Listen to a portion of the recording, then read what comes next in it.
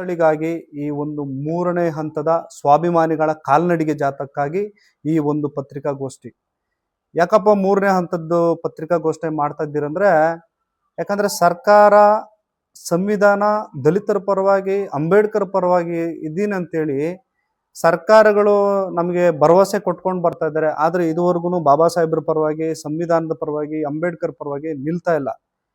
ಹೋದ ವರ್ಷ ಇದೇ ಸರ್ಕಾರದ ಮುಖ್ಯಮಂತ್ರಿಗಳು ಸಿದ್ದರಾಮಯ್ಯ ಸಾಹೇಬರು ಒಂದು ಹೇಳಿಕೆ ಕೊಡ್ತಾರೆ. ಯಾವ ರೀತಿ ಅಂದ್ರೆ, ಇಡೀ ದೇಶದಲ್ಲಿ ಅತಿ ಎತ್ತರವಾದ ಒಂದು ಬಾಬಾ ಸಾಹೇಬ್ ಅಂಬೇಡ್ಕರ್ ಪುತ್ಥಳಿ ನಿರ್ಮಾಣ ಮಾಡ್ತೀನಿ ಅಂತ.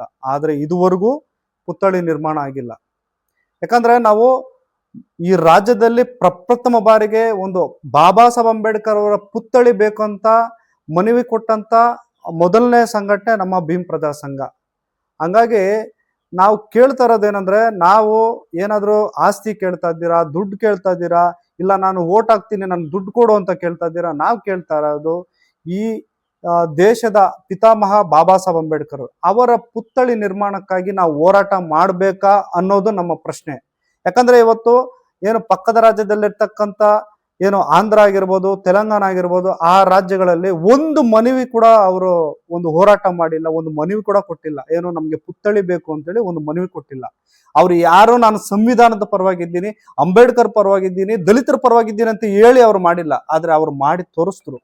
ಆದ್ರೆ ಇಲ್ಲಿ ಮಾತೆತ್ತಿದ್ರೆ ನಾನು ಅಂಬೇಡ್ಕರ್ ಪರವಾಗಿದ್ದೀನಿ, ಸಂವಿಧಾನದ ಪರವಾಗಿದ್ದೀನಿ, ದಲಿತರ ಪರವಾಗಿದ್ದೀನಿ ಅಂತೇಳಿ, ಆದ್ರೆ ಇದುವರೆಗೂ ಬಾಬಾ ಸಾಹೇಬ್ ಅಂಬೇಡ್ಕರ್ ಅವರ ಪುತ್ಥಳಿ ಮಾಡೋದ್ರಲ್ಲಿ ತಾರತಮ್ಯ ಮಾಡ್ತಾ ಇದ್ದಾರೆ. ಅದು ಯಾಕೆ ತಾರತಮ್ಯ ಮಾಡ್ತಾ ಇದ್ದಾರೆ ನಮಗೆ ಗೊತ್ತಿಲ್ಲ.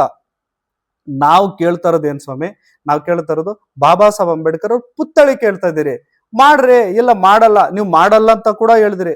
ಆ ಮಾಡಲ್ಲ ಅಂತ ಹೇಳಿದಾಗ ದೇಶದ ಇತಿಹಾಸದಲ್ಲಿ ಪ್ರಪ್ರಥಮ ಬಾರಿಗೆ ಬಾಬಾ ಸಾಹೇಬ್ ಅಂಬೇಡ್ಕರ್ಗಾಗಿ ಬೀದರಿಂದ ಬೆಂಗಳೂರು ಫ್ರೀಡಂ ಪಾರ್ಕ್ ವರೆಗೂ 1035 ಕಿಲೋಮೀಟರ್ಗಳ ಒಂದು 45 ದಿನಗಳ ಕಾಲ್ನಡಿಗೆ ಜಾಥಾ ಏನು ಬಾಬಾ ಸಾಹೇಬ್ ಅಂಬೇಡ್ಕರ್ ಪುತ್ಥಳಿಗಾಗಿ ಹೋರಾಟ ಮಾಡಿದ್ವಿ. ಆದ್ರೆ ಇದುವರೆಗೂ ಯಾವುದೇ ಒಂದು ಕೆಲಸ ಪ್ರಾರಂಭ ಮಾಡಿಲ್ಲ.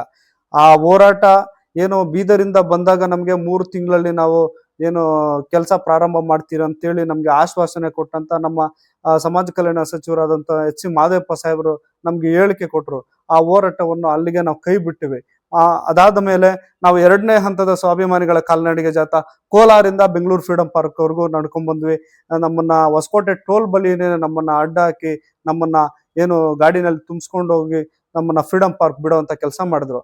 ಈಗ ನಾವು 3ನೇ ಹಂತದ್ದು ನಾವು ಈ ಒಂದು ಬಾಬಾ ಸಾಹೇಬ್ ಅಂಬೇಡ್ಕರ್ ಪುತ್ಥಳಿಗೆ ಹೋರಾಟ ಮಾಡ್ಬೇಕನ್ನೋದು ನಮ್ಮ ಒಂದು ಪ್ರಶ್ನೆ. ಯಾಕೆ ನಾವು ಎಲ್ಲಿದ್ದೀರಿ, ಯಾವ ಸಮಾಜದಲ್ಲಿ ಬದುಕ್ತಾ ಇದೀರಿ, ಯಾವ ದೇಶದಲ್ಲಿ ಬದುಕ್ತಾ ಇದೀರಿ, ನಾವು ಈ ಭಾರತ ದೇಶದಲ್ಲಿ ಇದ್ದೀವ ಅನ್ನೋದು ನಮ್ಮ ಪ್ರಶ್ನೆ. ನಾವ್ ಏನ್ ಕೇಳ್ತಾ ಇದೀರಿ? ಯಾವ್ದಾದ್ರು ಒಬ್ಬ ಯಾರಾದ್ರೂ ನಮ್ಮ ಈ ದೇಶದ ವಿರುದ್ಧವಾಗಿ ಹೋರಾಟ ಮಾಡೋರ್ನ ನಾವು ಏನು ಪುತ್ಥಳಿ ಮಾಡ್ರಿ ಅಂತ ಹೇಳ್ತಾ ಇದ್ದೀರಾ? ನಾವು ಈ ದೇಶವನ್ನ ರಕ್ಷಿಸುವಂತ ಸಂವಿಧಾನದ ಏನು ಆ ಪಿತಾಮಹ ಬಾಬಾ ಸಾಹೇಬ್ ಅಂಬೇಡ್ಕರ್ ಅವರದ್ದು ಒಂದು ಪುತ್ಥಳಿ ಮಾಡ್ರಿ ಅಂತ ಹೇಳಿದ್ರೆ ನಾವು ಈ ಸುಮಾರು ವರ್ಷಗಳಿಂದ ನಾವು ಮಾಡ್ಕೊಂಡು ಬರ್ತಾನೆ ಇರ್ಬೇಕಾ? ಹೋದ ವರ್ಷ ಸಿದ್ದರಾಮಯ್ಯ ಸಾಹೇಬರು ಘೋಷಣೆ ಮಾಡಿದ್ರು. ಯಾಕಂದ್ರೆ ಈ ಸರಿ ಅಂಬೇಡ್ಕರ್ ಜಯಂತಿ ಬಂತು ಏಪ್ರಿಲ್, ಇನ್ನು 1 ತಿಂಗಳು ಕೂಡ ಇಲ್ಲ. ಆಗ ಬಂದು ಮತ್ತೆ ನಾವು ಈ ಏನೋ ಅಂಬೇಡ್ಕರ್ ಜಯಂತಿ ಬಂದ್ರೆ ಅಂಬೇಡ್ಕರ್ ಪರವಾಗಿ ಮಾತಾಡೋದು, ಕೆಂಪೇಗೌಡ ಜಯಂತಿ ಬಂದ್ರೆ ಕೆಂಪೇಗೌಡರ ಪರವಾಗಿ ಮಾತಾಡೋದು, ವಾಲ್ಮೀಕಿ ಜಯಂತಿ ಬಂದ್ರೆ ವಾಲ್ಮೀಕಿದ ಬಗ್ಗೆ. ಯಾಕಂದ್ರೆ ಆ ಟೈಮ್ಗೆ ಅವರು ಆ ಒಂದು ಕಾರ್ಯಕ್ರಮದಲ್ಲಿ ಏನಾದ್ರೂ ಒಂದು ಆಶ್ವಾಸನೆ ಕೊಡ್ಬೇಕು ಜನಗಳಿಗೆ. ಮತ್ತೆ ಆ ಸಮುದಾಯದ ಮತದಾನವನ್ನು ಕಸಿಯುವಂತ ಕೆಲಸ ಇದು ನಡೀತಾ ಇದೆ. ಹುನ್ನಾರ ಅನ್ನೋದಕ್ಕಿಂತ ನೇರವಾಗಿ ಅವರು ಏನು ಆ ಸಮುದಾಯದ ಮತದಾನವನ್ನು ಆ ಕಸಿಯಲಿಕ್ಕೆ ಇಂಥ ಒಂದು ಕಾರ್ಯ ಮಾಡ್ತಾರೆ ಅನ್ನೋದು ನಮ್ಮ ಒಂದು ಪ್ರಶ್ನೆ ಆಗ್ತದೆ ಸ್ವಾಮಿ. ಯಾಕಂದ್ರೆ 1 ವರ್ಷ ಆಯ್ತು, ತಾವೇ ಹೇಳಿದ್ದೀರಾ ಇಡೀ ದೇಶದಲ್ಲಿ ಅತಿ ಎತ್ತರವಾದ ಬಾಬಾ ಸಾಹೇಬ್ ಅಂಬೇಡ್ಕರ್ ಪುತ್ಥಳಿ ಹೇಳಿ 1 ವರ್ಷ ಆಯ್ತು, ಇದುವರೆಗೂ ಆಗಿಲ್ಲ. ಈಗ ಆಯ್ತು, ಇನ್ನೊಂದು 2 ವರ್ಷ ನಿಮ್ಮ ಸರ್ಕಾರ ಹೊರಟೋಗ್ತದೆ. ಮತ್ತೆ ನೀವು ಯಾವಾಗ ಮಾಡ್ತೀರಾ? ಮತ್ತೆ ಸರ್ಕಾರ ಹೋಗೋ ಸಂದರ್ಭಕ್ಕೆ ಮತ್ತೆ ನಾವು ಈ ಕೆಲಸ ಪ್ರಾರಂಭ ಮಾಡಿದ್ರೆ ಅಂತ ಆ ಟೈಮಲ್ಲಿ ಆ ಸಂದರ್ಭದಲ್ಲಿ ನೀವು ಮತದಾನವನ್ನು ಕಸಿಯುವಂತ ಕೆಲಸ ಮಾಡ್ತಾ ಇದ್ದೀರಾ. ನೀವು ನಿಜವಾಗ್ಲೇ ಬಾಬಾ ಸಾಹೇಬ್ ಅಂಬೇಡ್ಕರ್ ಪರವಾಗಿ, ದಲಿತರ ಪರವಾಗಿ ಏನು ನಾನು ಬಾಬಾ ಸಾಹೇಬ್ರು ಸಂವಿಧಾನ ಪರವಾಗಿ ಇದ್ದೀನಿ ಅಂತ ಹೇಳಿದ್ರೆ ಇಷ್ಟೊತ್ತಿಗೆ ನೀವು ಹೇಳಿ 1 ವರ್ಷ ಆಗ್ತಾ ಇದ್ದಿಲ್ಲ ಸ್ವಾಮಿ. ಮತ್ತೆ ಬಾಬಾ ಸಾಹೇಬ್ ಅಂಬೇಡ್ಕರ್ ಅವ್ರ ವಿಚಾರದಲ್ಲಿ ಮಾತ್ರ ತಾವ್ ಯಾಕೆ ನೀವು ತುಂಬಾ ಏನು ಡಿಲೇ ಮಾಡ್ತಾ ಇದ್ದೀರಾ ಅಂತ ನಮ್ಗೆ ಗೊತ್ತಾಗ್ತಲ್ಲ. ಯಾಕೆ ನಿಧಾನ ಮಾಡ್ತಾ ಇದ್ದೀರಾ? ಯಾಕೆ ನೀವು ಬಾಬಾ ಸಾಹೇಬ್ ಅಂಬೇಡ್ಕರ್ ನೀವು ಹೇಳಿ ಏಪ್ರಿಲ್ 14ನೇ ತಾರೀಕು 2025ರಲ್ಲಿ ನೀವು ಹೇಳಿಕೆ ಕೊಟ್ರಿ, ಇದುವರೆಗೂ ಯಾಕೆ ಪ್ರಾರಂಭ ಮಾಡಿಲ್ಲ? ಏನೋ ನಾವು ಕೇಳ್ತಾ ಇರೋದೇನು ಬಾಬಾ ಸಾಹೇಬ್ ಅಂಬೇಡ್ಕರ್ ಪುತ್ಥಳಿ. ನಾವೇನಾದ್ರು ಬೇರೆದ್ ಯಾವ್ದಾದ್ರು ಕೇಳಿದ್ದೀರಾ? ಬೇರೆ ಏನಾದ್ರು ನಮ್ಗೆ ಆಸ್ತಿ ಮಾಡ್ಕೊಡ್ರಿ, ನಮ್ಗೆ ಇಷ್ಟೊಂದು ಜಮೀನ್ ಕೇಳ್ತಾ ಇದ್ದೀರಾ, ಇಲ್ಲ ದುಡ್ಡು ಕೇಳ್ತಾ ಇದ್ದೀರಾ? ನಾವ್ ಕೇಳ್ತಾ ಇರೋದು ಬಾಬಾ ಸಾಹೇಬ್ ಅಂಬೇಡ್ಕರ್ ಪುತ್ಥಳಿ. ಮತ್ತೆ ಅದ್ರ ಜೊತೆನಲ್ಲಿ ಏನು ಬಾಬಾ ಸಾಹೇಬ್ ಅಂಬೇಡ್ಕರ್ ಅಂದ್ರೆ ಬರೀ ಸಮಾಜ ಕಲ್ಯಾಣ ಇಲಾಖೆಯಿಂದ ಮಾತ್ರ ನಾವು ಮಾಡ್ತೀವಿ ಅನ್ನೋದನ್ನ ದಯಮಾಡಿ ಈ ರಾಜ್ಯದ ಮುಖ್ಯಮಂತ್ರಿಗಳು ದಯಮಾಡಿ ಅದನ್ನ ಕೈ ಬಿಡಬೇಕು. ನಾವು ಕೇಳ್ತಾ ಇರೋದು, ಯಾಕಂದ್ರೆ ಬಾಬಾ ಸಾಹೇಬ್ ಅಂಬೇಡ್ಕರ್ ಅವರು ಯಾವುದೇ ಒಬ್ಬ ಸಮುದಾಯದ ವ್ಯಕ್ತಿ ಅಲ್ಲ, ಮತ್ತೆ ಯಾವುದೇ ಒಂದು ಜಾತಿಯ ಒಬ್ಬ ನಾಯಕ ಅಲ್ಲ. ಈ ದೇಶದ ಒಬ್ಬ ಶಕ್ತಿ, ಈ ದೇಶವನ್ನ ಕಾಪಾಡಿದಂತ ಮಹಾಪಿತ ಬಾಬಾ ಸಾಹೇಬ್ ಅಂಬೇಡ್ಕರ್ ಅವರದು ಎಲ್ಲಾ ಇಲಾಖೆಗಳಿಂದ ಈ ಒಂದು ಪುತ್ಥಳಿಗೆ ಎಲ್ಲಾ ಇಲಾಖೆಗಳಿಂದ ಒಂದು ಮಾಡ್ಬೇಕನ್ನೋದು ನಮ್ಮ ಈ ಒಂದು ಹೋರಾಟ ಸರ್. ರಾಜ್ಯದಲ್ಲಿ ಎಲ್ಲಾದ್ರೂ ಮಾಡ್ಲಿ ನಮ್ಗೆ ಸಂತೋಷ. ಯಾಕಂದ್ರೆ ಈ ನಮ್ಮ ಕರ್ನಾಟಕ ರಾಜ್ಯಕ್ಕೆ 2500 ವರ್ಷಗಳ ಇತಿಹಾಸವಂತ ರಾಜ್ಯ ಯಾವ್ದಾದ್ರು ಇತ್ತಂದ್ರೆ ಅದು ನಮ್ಮ ಕರ್ನಾಟಕ ರಾಜ್ಯ. ಯಾಕೆ ಸರ್ ನಾವು ಬೇರೆ ರಾಜ್ಯಕ್ಕಿಂತ ನಾವು ಕಮ್ಮಿ ಇರ್ಬೇಕನ್ನೋದು ನಮ್ಮ ಒಂದು ಆಸೆ. ಯಾಕಂದ್ರೆ ಮಹಾರಾಷ್ಟ್ರ ಸರ್ಕಾರ ಸುಮಾರು 450 ಅಡಿಗಳ ಎತ್ತರದ ಒಂದು ಬಾಬಾ ಸಾಹೇಬ್ ಅಂಬೇಡ್ಕರ್ ಪುತ್ಥಳಿ ನಿರ್ಮಾಣ ಮಾಡ್ತಾ ಇದ್ದಾರೆ. ಈಗಾಗಲೇ ಸುಮಾರು 60-70% ಕೆಲಸ ಕೂಡ ಅವ್ರದ್ದು ಮುಗ್ದಿದೆ ಸರ್. ಈಗ ವಿಜಯವಾಡದಲ್ಲಿ 206 ಅಡಿ ಇದೆ, ಹೈದರಾಬಾದ್ ಅಲ್ಲಿ 175 ಅಡಿ ಇದೆ, ಮತ್ತೆ ಗುಜರಾತ್ ಅಲ್ಲಿ ಸರ್ದಾರ್ ವಲ್ಲಭಾಯ್ ಪಟೇಲ್ ಅವ್ರದ್ದು 182 ಮೀಟರ್. ಹಂಗಂದ್ರೆ 597 ಅಡಿಗಳ ಒಂದು ಎತ್ತರದ ಒಂದು ಸರ್ದಾರ್ ವಲ್ಲಭಾಯ್ ಪಟೇಲ್ ಪುತ್ಥಳಿ. ನಮ್ದು ಅದರಲ್ಲಿ ಏನು ವಿರೋಧ ಇಲ್ಲ. ನಾವು ಕೇಳ್ತಾ ಇರೋದು ಬಾಬಾ ಸಾಹೇಬ್ ಅಂಬೇಡ್ಕರ್ ಅವ್ರದ್ದು ಈ ದೇಶದಲ್ಲಿ ಅತಿ ಎತ್ತರವಾಗಿರ್ಬೇಕು. ಯಾಕಂದ್ರೆ ಈ ದೇಶವನ್ನ ರಕ್ಷಿಸೋದು ಯಾವ ಗ್ರಂಥ ಇಲ್ಲ ಸರ್.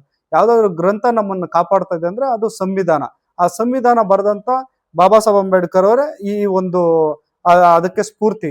ಹಂಗಾಗಿ ಅವ್ರನ್ನ ಈ ದೇಶದಲ್ಲಿ ಅತಿ ಎತ್ತರವಾಗಿ ನಾವು ಕಾಣ್ಬೇಕು ಅನ್ನೋದು ನಮ್ಮ ಉದ್ದೇಶ ಅಲ್ಲ ಸರ್.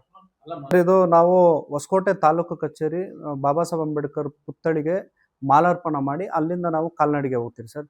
ಅದ್ರ ಜೊತೆನಲ್ಲಿ ಬಾಬಾ ಸಾಹೇಬ್ ಅಂಬೇಡ್ಕರ್ ಬರೀ ಭೀಮ್ ಪ್ರಜಾ ಸಂಘ ಬರೀ ವೈಟ್ಫೀಲ್ಡ್ ಮುರುಗೇಶ್ಗೆ ಮತ್ತೆ ಈ ಅಂಬೇಡ್ಕರ್ ಪುತ್ಥಳಿ ಬರೀ ನನಗೆ ಸ್ವಂತ ಅಲ್ಲ ಸರ್, ಈ ದೇಶದ ಒಂದು ಸ್ವತ್ತು. ಹಂಗಾಗಿ ಎಲ್ಲಾ ಸಂಘಟನೆಯವರು ಈ ಒಂದು ಹೋರಾಟಕ್ಕೆ ಕೈ ಜೋಡಿಸ್ಬೇಕು. ಮತ್ತೆ ಅದ್ರ ಜೊತೆನಲ್ಲಿ ನಾವು ಖುದ್ದಾಗಿ ಅವ್ರ ಕರೆ ಮುಖಾಂತರ ನಾವು ಕರಿತೇವೆ. ಈ ಒಂದು ಹೋರಾಟಕ್ಕೆ ಅವರೆಲ್ಲ ಸಹಕಾರದೊಂದಿಗೆ ಈ ಹೋರಾಟ ನಡೆಸ್ತೀವಿ. ಮತ್ತೆ ಈ ಹೋರಾಟವನ್ನು ದೊಡ್ಡ ಮಟ್ಟದಲ್ಲಿ ಒಂದು ಯಶಸ್ಸು ಕಾಣೋಣ ಅನ್ನೋದು ನನ್ನ ಒಂದು ಉದ್ದೇಶ. ಈ ಹೋರಾಟ ಬರೀ ಹೋಗಿ ನಾವು ಮನವಿ ಕೊಟ್ಟು ಮನೆಗೆ ಹೋಗುವಂತ ಕೆಲಸ ನಾವು ಮಾಡಕ್ ಹೋಗಲ್ಲ. ಈ ಹೋರಾಟ ನಾವು ಏನೊಂದು ನಾವು ನಿರ್ಧಾರ ಅಲ್ಲೇ ನಮ್ಗೆ ಸರ್ಕಾರ, ಯಾಕಂದ್ರೆ ಈ ಒಂದು ಬಾಬಾ ಸಾಹೇಬ್ ಅಂಬೇಡ್ಕರ್ ಪುತ್ಥಳಿಗೆ ನಾವು ಇಷ್ಟೆಲ್ಲ ಹೋರಾಟ ಮಾಡ್ಬೇಕು ಅನ್ನೋದು ಇಡೀ ರಾಜ್ಯದ ಜನತೆ ನೋಡಿದ್ದಾರೆ. ಬರೀ ಇಲ್ಲಿ ಅಲ್ಲ ಸರ್, ಇಡೀ ಉತ್ತರ ಕರ್ನಾಟಕ ಆಗ್ಲಿ, ಇಡೀ ರಾಜ್ಯಾದ್ಯಂತ ನಾವು ಪಾದಯಾತ್ರೆ ಮಾಡಿರೋದು ಎಲ್ಲ ಇಡೀ ರಾಜ್ಯಾದ್ಯಂತ ಜನಗಳು ನೋಡಿದ್ದಾರೆ. ಆದ್ರೆ ಈ ಹೋರಾಟ ನಾವು ಮನವಿ ಕೊಟ್ಟು ಮನೆಗೆ ಹೋಗಲ್ಲ. ನಮ್ಮ ನಡೆ ನಾವು ಬಾಬಾ ಸಾಹೇಬ್ ಅಂಬೇಡ್ಕರ್ ಅವರ ಮಕ್ಕಳು ಸರ್. ನಾವು ಯಾವ್ದಕ್ಕೂ ಕುಗ್ಗೋದಿಲ್ಲ. ಮತ್ತೆ ಈ ಸರಿ ಅವರು ತಡೆದ್ರೆ ನಾವು ಯಾಕಂದ್ರೆ ನಾವು ಕೇಳ್ತಾ ಇರೋದೇನು ಬಾಬಾ ಸಾಹೇಬ್ ಅಂಬೇಡ್ಕರ್ ಪುತ್ಥಳಿ ಕೇಳ್ತಾ ಇರೋದು, ಬೇರೆ ನಾವ್ ಏನು ಕೇಳ್ತಾ ಇಲ್ಲ. ಹಂಗಾಗಿ ಅವ್ರ ತಡಿಲಿ ನಾವು ನಿಲ್ಲೋದಿಲ್ಲ, ನಾವು ಹೋಗ್ತಾ ಇರ್ತೀರಿ ಸರ್. ನಾವು ಮುಂದೆ ನಮ್ಮ ನಡೆ ಬೆಂಗಳೂರು ಫ್ರೀಡಂ ಪಾರ್ಕ್ ಕಡೆ ನಾವು ಹೋಗ್ತೀರಿ. ಮತ್ತೆ ಈ ಹೋರಾಟಕ್ಕೆ ನಮ್ಮ ಎಲ್ಲ ದಲಿತ ಮುಖಂಡರು, ಎಲ್ಲ ಹಿರಿಯ ಸಂಘಟನೆ ಹೋರಾಟಗಾರರು ಕೂಡ ಇದಕ್ಕೆ ಕೈ ಜೋಡಿಸ್ತಿದ್ದಾರೆ. ಹಂಗಾಗಿ ಇದು ನಾವು ಬಿಡೋದಿಲ್ಲ ಸರ್. ಯಾಕಂದ್ರೆ ನಾವು ಇದು 3ನೇ ಹಂತದ ಪಾದಯಾತ್ರೆ ಮಾಡ್ಬೇಕಾ ಸರ್. ಇದು 2026ರಲ್ಲಿ ಇದ್ದೀರಿ ಸರ್, ಪಾದಯಾತ್ರೆ ಮಾಡ್ಬೇಕನ್ನೋ ಪರಿಸ್ಥಿತಿ ಸರ್. ಅದಕ್ಕೆ ಈ ಸರ್ಕಾರಗಳಿಗೆ ನಾವು ಇನ್ನು ಯಾವ ರೀತಿ ಹೋರಾಟ ಮಾಡ್ಬೇಕು ಅನ್ನೋದು ನಮ್ಗೆ ಗೊತ್ತಾಗ್ತಿಲ್ಲ. ನಾವು ಮನೆ ಮಠ ಎಲ್ಲ ಬಿಟ್ಟು 45 ದಿನ ನಾವು ಕಾಲ್ನಡಿಗೆ ಜಾಥಾ ಮಾಡಿ ನಾವು ಸತ್ತು ಬದುಕಿರೋದಂತ ಹೋರಾಟ ಸರ್ ಇದು. ಅಂತ ಹೋರಾಟ ನಾವೇನಾದ್ರೂ ಇದರಲ್ಲಿ ಏನಾದ್ರು ಆಸ್ತಿಗಳೇನಾದ್ರು ಇದ್ರೂ ಕೇಳ್ರಿ. ನಮ್ಮ ಮನವಿ ನಾವು ಸುಮಾರು ಸರಿ ಹೋರಾಟ ಮಾಡಿ ಮನವಿಗಳು ಕೊಟ್ಟಿದ್ರಿ. ಅದ್ರಲ್ಲಿ ಏನಾದ್ರು ನಮ್ಗೆ ಏನಾದ್ರು ಆಸ್ತಿಗಳು ಅಂತಸ್ತು ನಾವ್ ಇಂಥದ್ದು ಬೇಕು, ನಮ್ಮ ಸಮುದಾಯಕ್ಕೆ ಇದು ಬೇಕು ಅಂತ ಕೇಳ್ತಾ ಇದ್ದೀರಾ. ನಮ್ಮ ಸಮುದಾಯಕ್ಕೆ ಇಷ್ಟು, ನಮ್ಮ ಸಮುದಾಯದ ದುಡ್ಡೇ 44,000 ಕೋಟಿ SC ST TSP ದುಡ್ಡನ್ನ ನೀವು ಬೇರೆ ಇತರ ಇಲಾಖೆಗಳಿಗೆ ಬಳಸ್ಕೊಂತ ಇದ್ದೀರಾ. ಅದನ್ನ ಬಿಟ್ಟು ನೀವು ಇದಕ್ ಮಾಡ್ರಿ. ನೀವು ಇದಕ್ಕೆಲ್ಲ ನಿಮ್ಗೆ ಮಾಡೋದಕ್ಕೆ ನಿಮ್ ಕೈಯಲ್ಲಿ ಆಗೋಲ್ಲ. ಆದ್ರೆ ನಾವು ಕೇಳ್ತಾ ಇರೋದು ಆ ಸಮುದಾಯ. ಈಗ ನಾನ್ ಕೇಳ್ತಾ ಇರೋದು ಎಲ್ಲಾ ನಿಗಮ, ಎಲ್ಲಾ ಇಲಾಖೆಗಳಿಂದ ಬಾಬಾ ಸಾಹೇಬ್ ಅಂಬೇಡ್ಕರ್ ಪುತ್ಥಳಿ ಮಾಡ್ರಿ ಅಂತ ನಾನು ಹೇಳ್ತಾ ಇರೋದು. ಆದ್ರೆ ಇದೇ ಸಮುದಾಯದ ಸಮಾಜ ಕಲ್ಯಾಣ ಇಲಾಖೆಯಿಂದ ಎಷ್ಟೋ ಲಕ್ಷ ಕೋಟಿ ಇವತ್ತು ಪೋಲಾಗ್ತದೆ. ಅದನ್ನ ಯಾರು ಪ್ರಶ್ನೆ ಮಾಡ್ತಾ ಇಲ್ಲ, ಅದನ್ನು ಕೇಳ್ತಾ ಇಲ್ಲ. ಇದನ್ನ ಮಾಡಕ್ ಮಾತ್ರ ನೀವು ತಾರತಮ್ಯ ಮಾಡ್ತಾ ಇದ್ದೀರಾ. ಆದ್ರೆ ಈ ಹೋರಾಟ ಒಂದು ರೀತಿ ವಿಭಿನ್ನವಾಗಿರುತ್ತೆ. ಮತ್ತೆ ಈ ಹೋರಾಟ ಒಂದು ಸರ್ಕಾರಕ್ಕೆ ಒಂದು ಪಾಠ ಕಲಿಸುವಂತ ಹೋರಾಟ ಆಗುತ್ತೆ. ಈ ಹೋರಾಟ ಒಂದು ಎಚ್ಚರಿಕೆ ಕೊಡುವಂತ ಹೋರಾಟ ಆಗುತ್ತೆ ಸರ್.